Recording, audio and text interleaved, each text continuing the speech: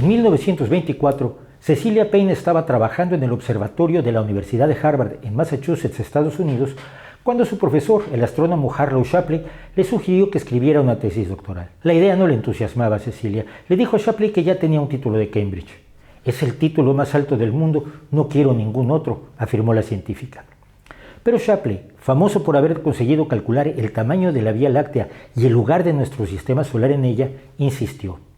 Él se había arriesgado, invitando a la brillante astrónoma británica a cruzar el océano para convertirse en su alumna en una época en que pocas mujeres estaban activas en la ciencia, y Shapley quería que el resultado de sus esfuerzos se plasmara en un título de doctorado. Cecilia finalmente cedió e investigó y escribió una disertación doctoral con el sobrio título de Atmósferas estelares, una contribución al estudio observacional de altas temperaturas en las capas de inversión de las estrellas, que presentó en 1925. En su investigación utilizaba la todavía novedosa mecánica cuántica para demostrar que el espectro luminoso de las estrellas estaba determinado únicamente por sus temperaturas y no por los elementos que las componían, porque los elementos estaban presentes en proporciones esencialmente iguales en toda la galaxia. El Sol tiene tanto silicio y carbono proporcionalmente como la Tierra, pero había dos excepciones, el helio y especialmente el hidrógeno. Estos dos elementos eran muchísimo más abundantes en las estrellas. El hidrógeno, de hecho, era del orden de 1.000.000 de veces más abundante en las estrellas, en todas las estrellas de la galaxia.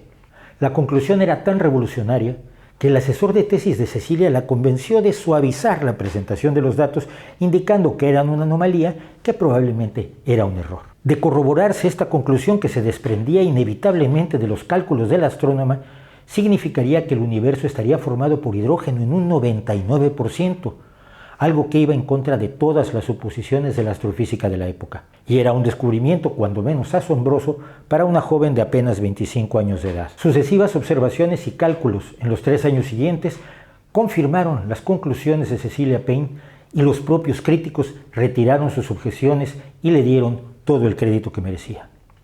El universo está hecho de hidrógeno, uno de los más trascendentes descubrimientos de la historia de la astronomía. Conocida por su apellido compuesto de casada, Cecilia Payne Gaposchkin, nació el 10 de mayo de 1900 en Wendover, Inglaterra, e hizo sus primeros estudios en la Escuela para Niñas de St. Paul's, en Londres.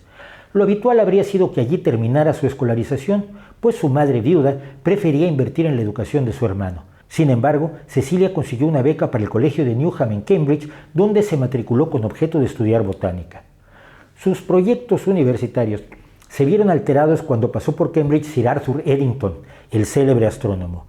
Eddington había registrado en África un eclipse solar el 29 de mayo de 1919 y sus fotografías, publicadas un año después, eran la primera demostración firme de que la teoría de la relatividad de Einstein era correcta. Mostraban cómo el campo gravitacional del Sol había curvado la luz de las estrellas cuando pasaban cerca de él desde nuestro punto de vista, haciendo parecer que las estrellas estaban en una posición distinta. Con este antecedente, Eddington se embarcó en una serie de conferencias de divulgación sobre esta investigación y sobre la relatividad. Cecilia asistió a la conferencia que dio Eddington en Cambridge y, como comentó en una entrevista, fue el día después de la conferencia cuando fui con mi director de estudios y le dije que iba a cambiar mis estudios de botánica por la física. Como única mujer que estudiaba física en Cambridge, sin embargo, provocó algunas suspicacias. Un caso que también cambiaría el rumbo de su vida fue el del legendario físico Ernest Rutherford, padre de la física nuclear y por entonces ya premio Nobel de Química, que sentía que su alumna era demasiado ambiciosa en la ciencia. Cecilia se hizo amiga de la hija de Rutherford, Ellen Mary, y él le dijo a su heredera: «No le interesas, querida, ella solo está interesada en mí». Cuando Ellen Mary se lo comentó a Cecilia, ésta se enfureció y relata: «Decidí que no seguiría en la física, sino que me orientaría a la astronomía en cuanto pudiera», y así lo hizo, obteniendo su licenciatura, maestría y doctorado en astronomía en 1923. Fue entonces cuando, viendo que en Inglaterra no tenía futuro como investigadora, que aceptó la invitación de Harlow Shapley, director del Observatorio Universitario de Harvard, para entrar al recientemente inaugurado programa de posgrado de astronomía. 2 años después, producía la disertación doctoral que fue descrita como la tesis de doctorado más brillante jamás escrita en la astronomía por Otto Struve, uno de los más prolíficos astrónomos de la historia, y que descubrió, entre otras cosas, el hidrógeno interestelar. Después de presentar su tesis, Cecilia Payne adoptó la ciudadanía estadounidense y en 1933, durante un viaje por Europa, ya como una de las astrónomas más distinguidas del momento, conoció al astrofísico Sergei Gaposchkin, a quien ayudó a salir de la Alemania nazi a Estados Unidos, donde se casaron y tuvieron 3 hijos: Edward, astrofísico; Catherine, astrónoma e historiadora de la ciencia; y Peter Arthur, programador, analista y físico. Durante los años siguientes, Cecilia y Sergei se dedicaron a diversos trabajos astronómicos, como la observación de las estrellas de gran magnitud y las estrellas variables, que les permitieron establecer los caminos de la evolución de las estrellas. En 1956, mientras continuaba su trabajo de investigación, se convirtió en la primera mujer en obtener una cátedra en la Universidad de Harvard y la primera en encabezar un departamento académico en esa universidad, el de astronomía. Cuando murió, en 1979, había acumulado una de las más impresionantes carreras de la astronomía del siglo XX.